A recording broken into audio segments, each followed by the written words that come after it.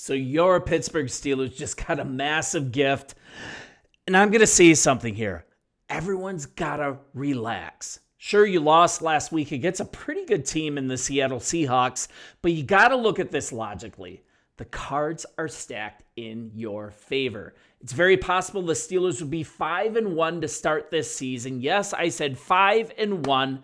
Players get a chance to get healthy. Stay with me here because it all comes down to the schedule coming up really soon and the shape of the opponent's quarterback situation. I mean, this is just a massive gift. I don't normally like to celebrate injuries, but guys, these injuries are a huge gift. Just a huge blessing to your Pittsburgh Steelers. And I'm going to talk about what the odds makers have to say as well. I mean, these lines, especially the D-line with a healthy Derek Harmon, they're gonna gel. Pepper in rookie Y.A. Black as well instead of pushing him to start. And the Pittsburgh Steelers are aiming for a playoff berth for the third consecutive season this year. And I think you guys are going to get it. And a victory over the New England Patriots this week, that's going to bring you so close to this goal because moving forward, I'm going to go through these next teams.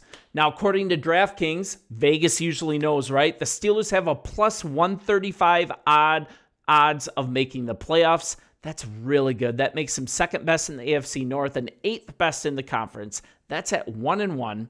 They beat the Patriots, that's going to increase. You go 5-1, that's definitely going to increase.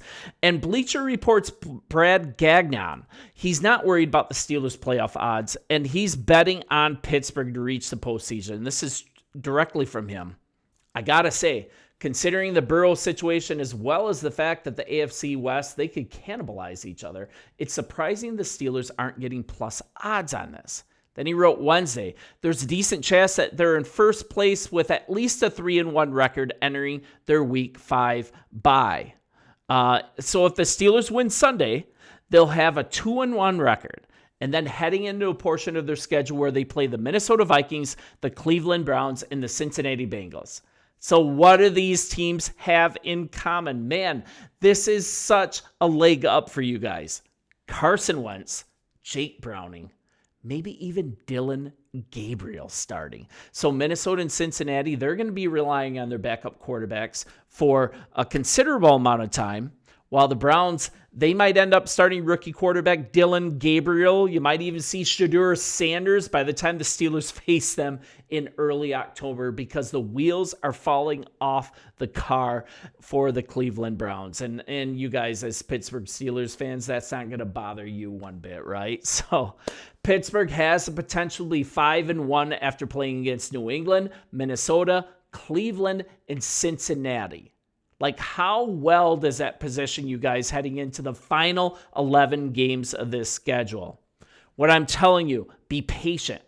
Players, they're going to get healthy. These vets in the secondary are going to learn how to play together. You guys are good, man. Focus on New England, not that the sky is falling because some of your defensive players are hurt. The run defense is concerning. I'm not going to be completely Pollyanna. So now the main issue with this team is on defense. Injuries have gutted the roster. So once again, I believe this will balance out. But what are the keys to a defensive turnaround for the Pittsburgh Steelers? This is kind of interesting because I think it might come down to, on this game, two former Patriots playing against their former team and also these backups. They have got to measure up. So we've already had to see a healthy rotation of backups play suitable, significant snaps in this defense the first 2 weeks because of injuries. It might come down to linebacker play because you've got their linebackers needing to step up. Nick Herbig, he was injured. He didn't play in week 1. Rookie Jack Sawyer, both of these players made splash plays against the Seahawks. Herbig with a pick, Sawyer with a sack. So now you're looking at Daniel Aquale. He had some good pressure and limited reps. It's rookie Y.A. Black. He could become a force on the defensive interior as his experience grows. You just got to hold tight just for a little bit. But the player that I'm really excited about that you guys finally have back, and he might be ready in week 3 to fully play to his potential, that's your boy, veteran Cole Holcomb. Get him more playing time. He returned in 2025 this year, missed all of last season due to an injury sustained back in November. In 2023, he was out for so long. But if you remember, he was a prize free agent when he joined the team. And the guy's just got the ability to move sideline to sideline, right? Such good lateral speed. And his ability to make plays is going to be absolutely crucial in this game, and especially while other players are getting healthy. So important. And let's hope he has his speed back. So let's talk about these former Patriots returning to Gillette. This is really interesting. And multiple former Patriots, including some key players, big signings, they've made their way to Pittsburgh in recent years, right? They'll be back at Gillette Stadium this Sunday. The guys I'm mainly talking about are Jabril Peppers and Bentley. You see, both of these guys were starters for defensive-minded coaches, Bill Belichick and Mayo during his cup of coffee being the head coach. They bring so much experience here. So you guys know Peppers, hard-hitting safety, should be able to contribute in the run game defense immediately. He got some snaps on special teams last week. I think he's ready to get a full complement of snaps this week. I'm super excited about that. And he might play with a chip on his shoulder playing against his old team that surprisingly released him. Sure, there was a not so good legal suit against him that has since been out of the courts. No conviction. Not going to talk about guilt or innocence there. This is so crazy, this league. But Jabril Peppers is locked and loaded and ready to go. And then you've got Bentley. He was a release earlier in the season, coming off a torn pec. Cost him all but 2 games last year, but he was a legit run-stopping force for the New England Patriots. I don't know if he's going to be fully up to speed with the playbook. He might stay on the practice squad one more week. But I think definitely he should be brought up and plugged into this defense, because this defense can't get any worse. And you're looking at a player that between a span of 2021 to 2023, the guy had 348 combined tackles, 8.5 sacks, along with 4 forced fumbles. Pittsburgh's got to figure out a way to stop the run. I think Bentley could greatly add to that. Get these 2 dudes in the lineup. And you're looking at Jabril Peppers. He was a former Patriots captain. He signed with the Steelers not too long after he was cut, and he made the Steelers debut last week. He played 7 snaps on special teams.